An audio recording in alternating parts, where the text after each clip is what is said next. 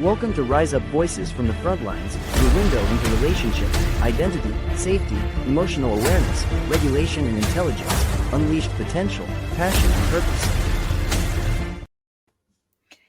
Hello everyone, welcome back to Rise Up Voices from the Front Lines, and this is a trauma-informed leadership series episode. I'm your host, Krista Fee, and today we're going to confront one of the most dangerous realities in leadership: blind spots. Blind spots aren't the things that we know we need to work on. They're the things that we don't even realize are there. The shadows that we carry that hurt people without our awareness. And in leadership, blind spots don't just trip you up. They break trust. They fracture teams, and they can even end movements. So let me tell you a little story about a CEO who couldn't see himself. I worked with a CEO who couldn't understand why turnover in his organization was so high. He believed he was supportive. He believed that people admired him. But his staff described him completely differently. They said he was dismissive in meetings, constantly interrupting, that he would send them emails at 2 a.m. in the morning, and they felt like they were never off work.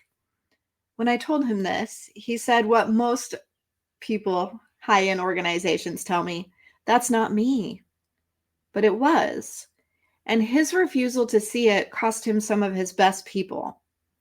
Leaders don't fail because of what they see. They fail because of what they don't. So why are blind spots so dangerous? Blind spots are dangerous for a few reasons. The first is they multiply with power. The higher that you climb, the bigger your impact and the bigger your blind spot's ripple effect becomes. They hide in familiarity. Blind spots live in, that's just the way I am. Comfort disguises harm. They destroy trust. People can forgive mistakes, but not repeated wounds from a leader who refuses to see. And blind spots create patterns of behavior that repeat often over time. So why can't we see ourselves clearly at all? Like, why are these blind spots? Let's take a neuroscience perspective. Your brain protects your ego. It filters out feedback that threatens your self-image. That's why blind spots are so persistent. Trauma makes it even worse. Unhealed parts of us resist awareness because awareness feels like danger. So we project and deny and dismiss. And that's why trauma-informed leadership requires humility. It says, I will choose to see even if it hurts. So let's talk about a historical example. Richard Nixon was brilliant. He was politically skilled and a huge strategist. But his blind spots, paranoia, mistrust, hunger for control, brought him down. It wasn't his strengths that ended his presidency. It was the shadow he refused to see. And let's bring it into the present with a real client story. He's someone you might know. Maybe he even is you. The first responder who thought he was fine.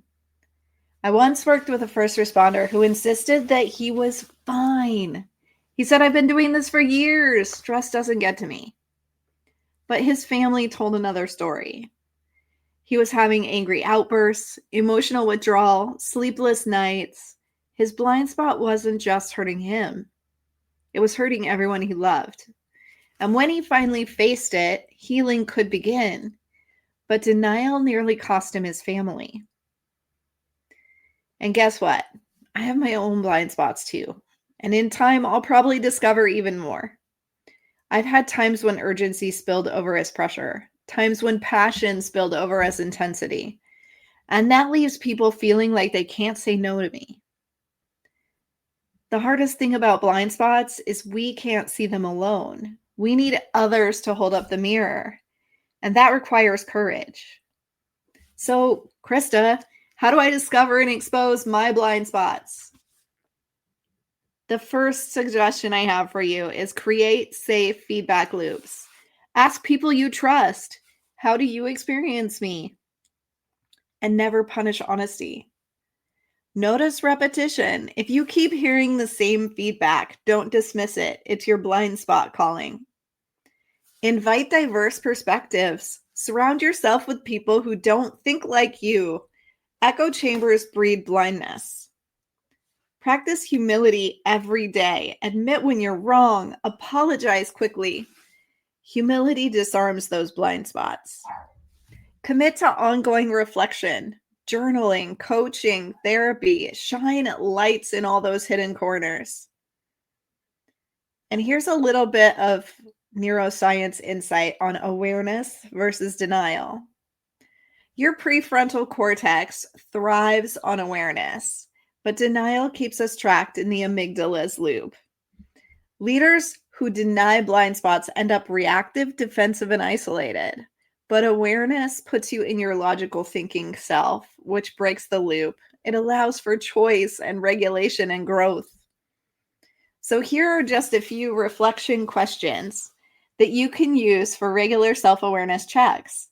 What feedback have I resisted because it felt uncomfortable?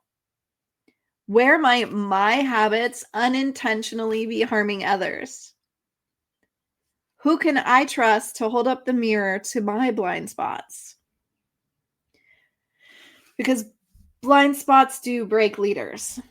Here's a truth I invite you to take to heart. Leaders aren't destroyed by what they know. They're destroyed by what they refuse to see. Blind spots break leaders, but awareness saves them.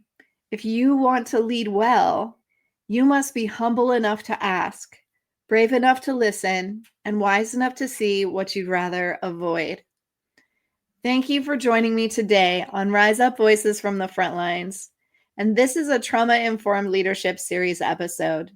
If this episode resonates with you, share it with someone who needs the reminder. The cost of blindness is just too high.